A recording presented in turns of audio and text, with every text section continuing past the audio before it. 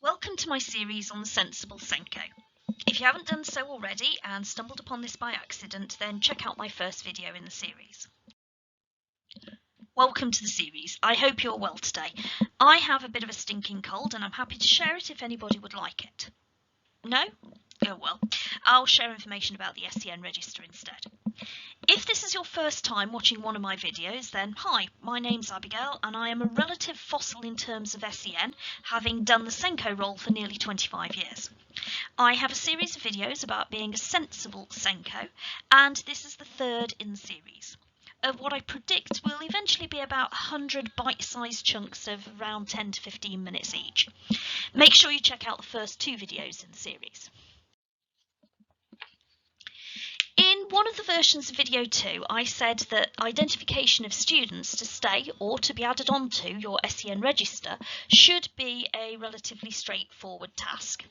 But massive variances between local authorities and even the schools within those local authorities actually exist. I gave the example of a local school I had visited who have about 1,200 students on roll. Their SEN percentage is relatively low at about 10%, although they have 32 EHCPs. However, they maintain a separate list of students who have dyslexic type difficulties, not necessarily diagnosed. This list had nearly 20% of their school on it.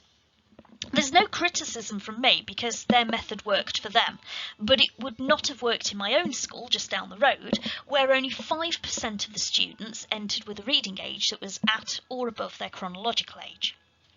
With an SEN register, you're likely to have inherited one of a couple of different situations, and I did speak about these in video 2, but I'll just go through them again.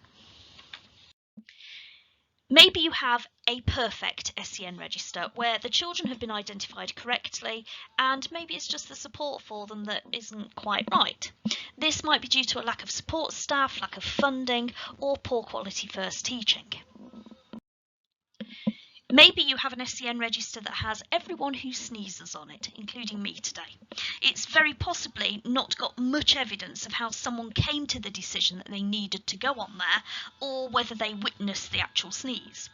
It's a disaster because nobody knows what or who to prioritise. Perhaps you have an SEN register that has been gnawed back to the bones, with students only getting the crown if they have 15 diagnoses and a letter from the Pope, or a parent that screams very loudly and threatens social media action. This is a disaster as the team have focused their energies on this elite group and other students are floundering. Maybe you have an SEN register, an inclusion register, a dyslexia register, a medical register, an awareness and monitoring register, a please keep an eye on me register. In other words, a lot of registers and not a lot of things happening other than putting children on registers. While separate lists can be useful, do the staff in the school actually know they exist? There is a danger that some lists are seen as more of a priority than others. In my very humble opinion, if it's important enough to signal to staff they need to be aware of a child by putting their name on a register, then something needs to happen with that information. I had an SEN register and an awareness list, which had anybody on it who wasn't quite SEN.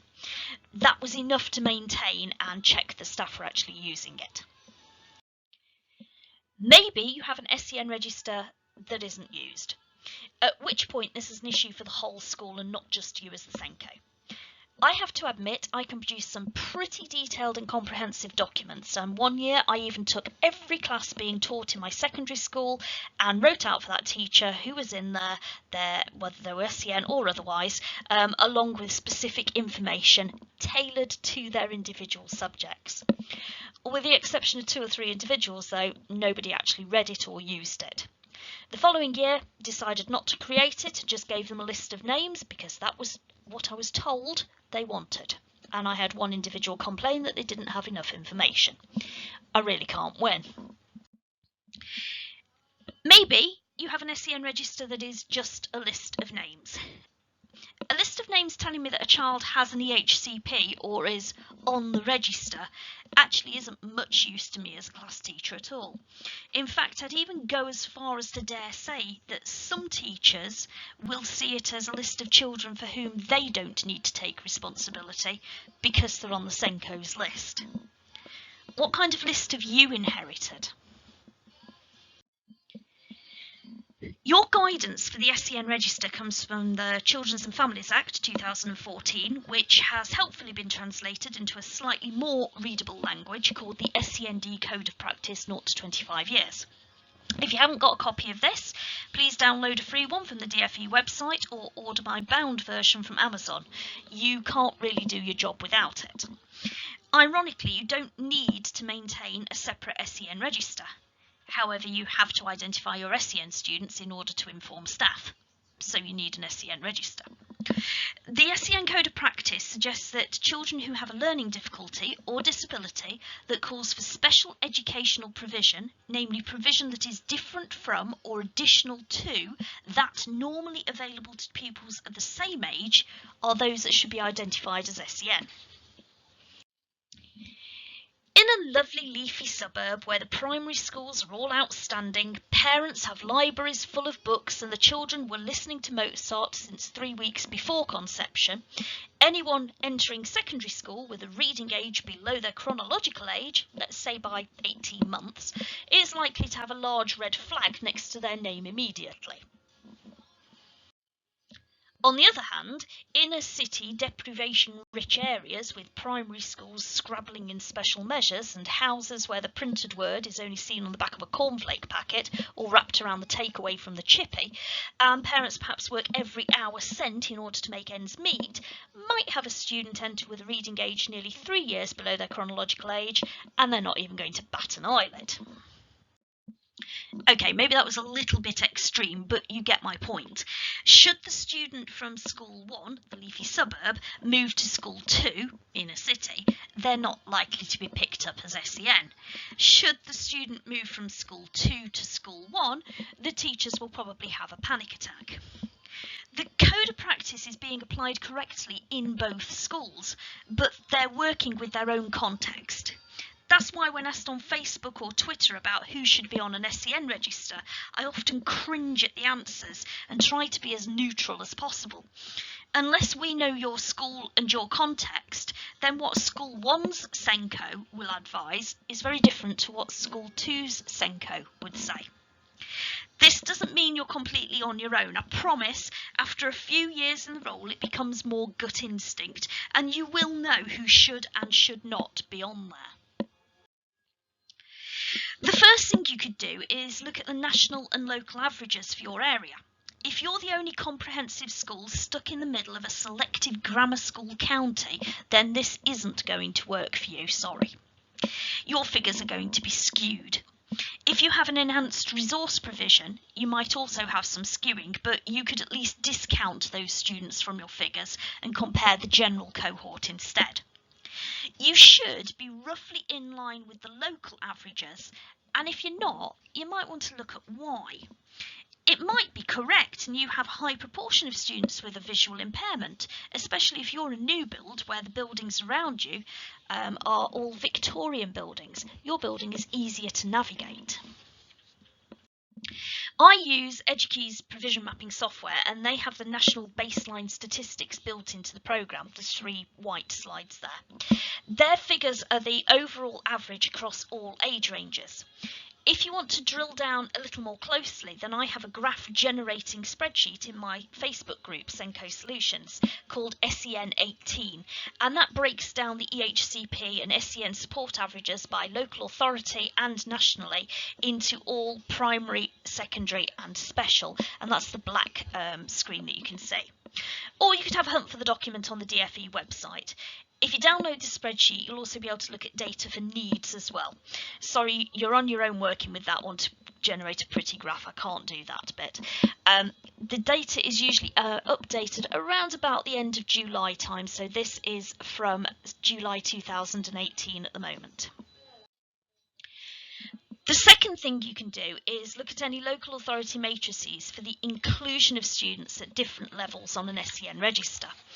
I was involved many years ago, when we still had 3 levels of SEN, in helping my local authority design matrices which suggested what provisions should be in place and the levels students needed to be at or not at in order to place them at each level. I noticed recently that these seem to be coming back into play again, and I've popped one on the screen there, probably as a way to help schools inform parents about when an EHCP is appropriate and when it's not. You too can use the matrices. If you have a student who needs one-to-one support throughout pretty much their entire day for social and emotional support, then it's pretty clear they need to be on your SEN register and probably an application for top-up funding too. For students who have one-to-one for 10 minutes in the morning, though, is that SEN or just settling? These matrices will give you some ideas of what your local authority consider to be SEN, although of course your local context must be considered. The one on the screen is from a local authority in the Midlands and is for specific learning difficulties. A third thing you could consider is an official label or diagnosis. Now, I know I've said it. A child does not need a diagnosis or a label to be included on the SEN register. Let's make that clear. It is about what they need and what we provide, not the fancy title it is given. However, if a child has an official diagnosis, doesn't that indicate something? If someone has gone to the trouble of undertaking specific assessments and written a report, checked against medical criteria and generated a diagnostic label, then there's a clear indicator that the child has something that needs addressing. ADHD here is the one that causes confusion. There is an argument that this difficulty can be treated with medication and therefore the child doesn't need anything additional to or different from their peers. My argument would be, if they don't take that medication, or if they have side effects from the medication, or they outgrow their dosage on that medication, do they have needs then? If the answer is yes, then they probably belong on your register. I did actually have a year where I removed all my ADHD students from my SEN register and had them on that other awareness list. I had so many complaints after the first parents' evening from parents saying the teacher didn't know that they had ADHD that they were quickly reinstated. A similar situation exists with children who have an autism spectrum diagnosis or a tic disorder such as Tourette's. If they're fine all day and need nothing from us, then we tend to think we shouldn't include them. Perhaps they only have a meltdown or a tic attack when they get home. But what happens the day that something triggers them in school? Or they go on a residential trip and they're unable to release in an area of relative safety and do so unexpectedly during dinner? For me, given my time again, they're going on my register. Some SENCOs will tell me they don't want to include students because that means they have to do reviews 3 times a year and it makes too many. Well, if you're not having to provide something for them on a daily basis, there actually isn't that much to review anyway. You're kind of counteracting your own argument. Medical conditions are always a tricky one as well to decide whether or not they should be included. If their medical condition has an impact on their learning and access to lessons, or if you're having to make provision to support them or train them in some aspect of their personal medical care, then put them on your SEN register. If they're an asthmatic with a bit of eczema, don't bother.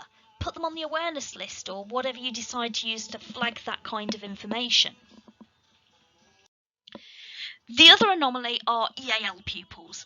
So often their slower acquisition of English is seen as an SEN need and they get lumped with the SEN cohort and their progression slows further. I worked in a secondary that set its students for the latter half of my career. EAL students do not belong on your SEN register unless they have a special educational need, It falls under one of those 4 broad areas: cognition and learning, communication and interaction, sensory and physical, or social, emotional and mental health.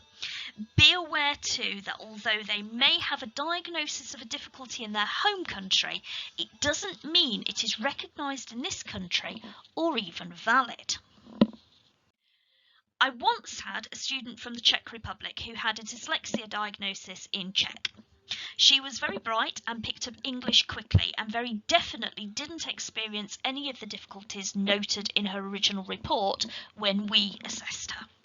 Talking to her, she said the English phonics system made more sense to her. The lesson I learned was that dyslexia in one language does not always mean they have dyslexic difficulties in another. By the way, this is a good argument for not removing children from modern foreign language lessons in order to deliver additional English. The level playing field of everyone starting together, being slightly older in learning those fundamentals, and the very explicit way of approaching language teaching means they can often do quite well. I recommend Japanese as the phonology is very systematic, but Spanish and German are quite consistent too. Just avoid Russian and Greek. The very different alphabet systems make for complex learning. I also had a student who was diagnosed with severe learning difficulties, autism and distraction disorder. I have no idea what that is, but I'm guessing ADHD, and he came from Lithuania. I rapidly discovered that his diagnosis was not official, although a school over there would have accepted it as such, and that he did not meet the criteria for a diagnosis in this country. Incidentally, I've slipped back to using diagnosis again. It's not important, it's the needs of the child and the provision required. Neither of these students actually required much more than a little bit of extra support in learning English when they arrived. They didn't need my SEN Register. On the other hand, a young lady I had joined me from an African country, I think it was the Congo, but I couldn't get much sense out of her or her family, was very definitely a candidate for my register. And probably would actually have been better placed in a school for children with severe learning difficulties. At age 15, she was unable to confirm her own name in English or her own language, and in fact she didn't even respond to it. She couldn't count to 5 even with the support of her fingers, and she was unable to walk the length of a courtyard, a straight line, to my room without getting lost or waylaid. You might conclude she'd not been attending school in her home country, but we did have records to the contrary, and her older sister was articulate and clearly educated, telling us all about their school, but that her sister spent all day in the nursery because they didn't know how to teach her. In infant schools, a lot of children enter with speech and language needs. A lot of effort is put into supporting these. If you added all of those students to the SEN Register, then the numbers would fly through the roof. What most schools will do is provide some quality intervention for a time-limited period, and it's only those students who make no progress or who remain significantly behind their peers that then go to be added to the register, usually after 2 terms in school. The same can be said for those who need a little extra attention to settling in the morning. It could be tempting to pop them on the SEMH part of your register, but given a few weeks, maybe half a term, they're likely to settle. If it continues though, you might want to explore why. Further up the school, not every child will grasp phonics on the first teaching. It doesn't mean they are SEN. They could have had glue ear, been distracted by a flapping display, just not be mature enough, or have missed a few weeks of school with the inevitable illnesses they tend to catch. If after the first round of a quality catch-up intervention, which they have engaged with and which wasn't delivered in the midst of a flu bug season, they are still not grasping the phonics, then you might want to consider their placement on your SEN Register. At the other end of the scale, we have students in secondary who are not performing to the target grades they're expected to achieve. This is usually when SLT come up to you in a panic, hoping you'll find the reason why or be able to give them the extra support in the exams so that they can achieve that grade. How loudly can I say this? Underperformance is not a special educational need. Sorry, I was hitting the table too. There are 1,001 reasons why they might be underperforming. Maybe they've had an extended absence, a bereavement, 17 different English teachers in 3 years. Not an overestimate, it might have been 2 years. Got in with a bad crowd, hate the subject, dislike the teacher, or maybe, just maybe, they've actually reached their true potential and they were overachieving earlier in education. Students who are underperforming do not belong on your SEN register unless their underperformance is down to a true special educational need for which they are receiving something additional to or different from their peers. I suppose my last group of students are those for whom we apply for examination concessions. Should they be on the SEN register? Again, this is a tricky one. If you are to demonstrate their normal way of working and you want to provide them with a reader and a scribe in the exams, then throughout their education they must have had that reader and scribe. So therefore they meet the definition of additional to and different from, and they should be on your SEN register. Plus the fact that you've probably provided the TA to be the reader and the scribe. On the other hand, if they just want to use a laptop with features disabled, as they've been using one in lessons, and you and your team don't provide anything else, then they probably don't need to be on there. Students who get a little flaky 2 months before the exam and need a smaller room probably also don't need to go on there, whereas our OCD student who has time out pass since they started at the school probably already is. The SEN Register is common sense more than anything. Whilst it's your responsibility, you'll meet plenty of folks along the way who will give you their opinion as to who should be included. From parents and professionals, social workers and CAMS workers used to drive me nuts, to senior leaders and class teachers. Set your criteria, make your decisions and stick to it. I suggest recording your decisions somewhere too so you can argue back if anyone challenges you. As always, thank you for listening and watching. If you enjoyed this video, then please click like, subscribe, and if you haven't had a look at my other offerings, then please do. The first video about being a sensible SENCO has a list of suggested video topics at the end, which I'm slowly working my way through. The next couple of slides I'll let you watch in peace, but they do have a few of the upcoming video titles. I'm looking forward to doing that time video, followed by, I wonder which one it will be. Thank you very much for listening. Take care.